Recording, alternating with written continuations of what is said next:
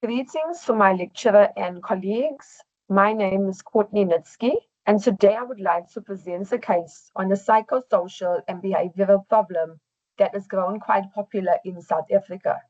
This is known as vaping. So I'm going to direct my attention to secondary schools to help them develop targeted strategies and support systems for their learners. Now, globally, e-cigarettes have increased in popularity amongst young people.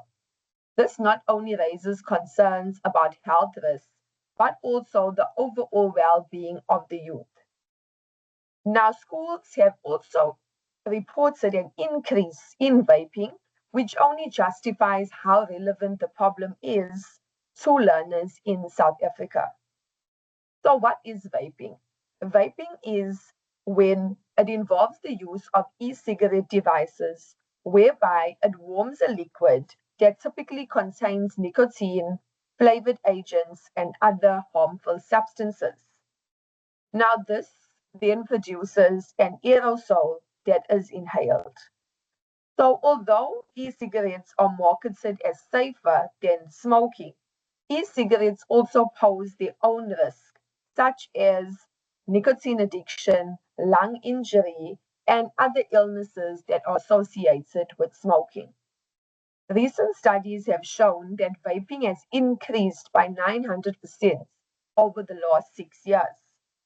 And in 2023, another study that was done nationally showed that across 25,000 high schools, they found that 17% of learners were found using e-cigarettes, and this rate is rapidly growing.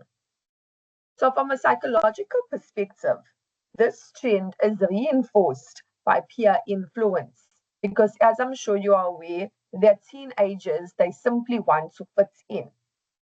It also stems from curiosity, and adolescents have gone on to say that they are vaping to cope with stress and anxiety. Social media has also played a significant role in the advertising and marketing of e-cigarettes. Also, every day, learners are seeing influencers smoke and vape on their music videos and other videos that are found on social media.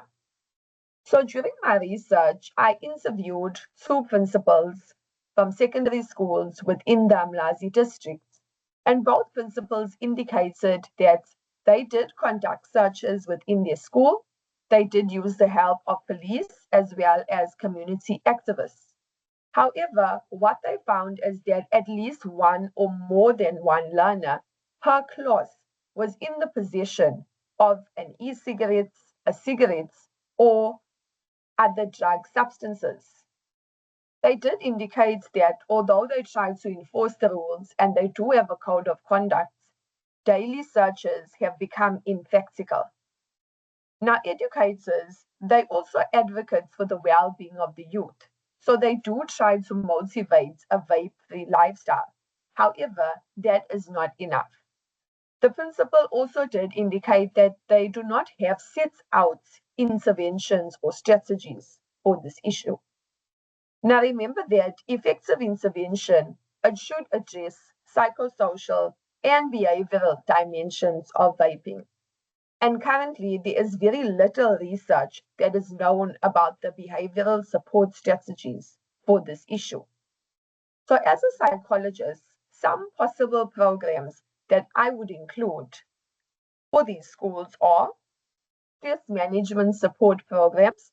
So, this is whereby learners are now given healthier coping strategies for stress instead of vaping. We can also look at peer-led initiatives. So as an example, the school could allow learners to form a group. We could name that group Stay Vape Free. And this group will then go on to host workshops, host fun days, host events that the learners will enjoy, but ultimately that will help to eradicate vaping in the schools. Another suggestion is educational workshops that are held by health professionals. So the school does need to liaise with health professionals. It could be from their local clinic, so that learners can become aware of the health risks of vaping. Remember that there is a lack of e-cigarette regulations, which makes learners assume that vaping is safer. Skill building activities are also very important because learners need to be able to know how to say no and refuse to vape, but still maintain good relationships with their peers. Now, this can be held by educators, parents, or even the state vape-free group.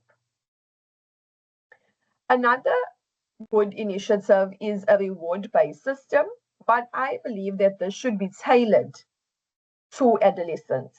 So, for example, they could receive an award, a certificate in assembly. They could also receive lunch or dinner with the principal or with members of the SGB, something that's really going to attract them. They could also receive vouchers for abstaining or staying vape free for a month, for 3 months, and then hopefully they end up quitting altogether.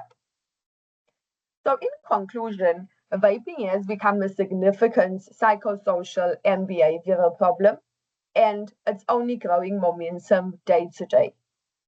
However, in order to stop vaping, we can use a collaborative approach whereby teachers, principals, parents all work together to eradicate vaping and to protect the well-being of our youth. Thank you.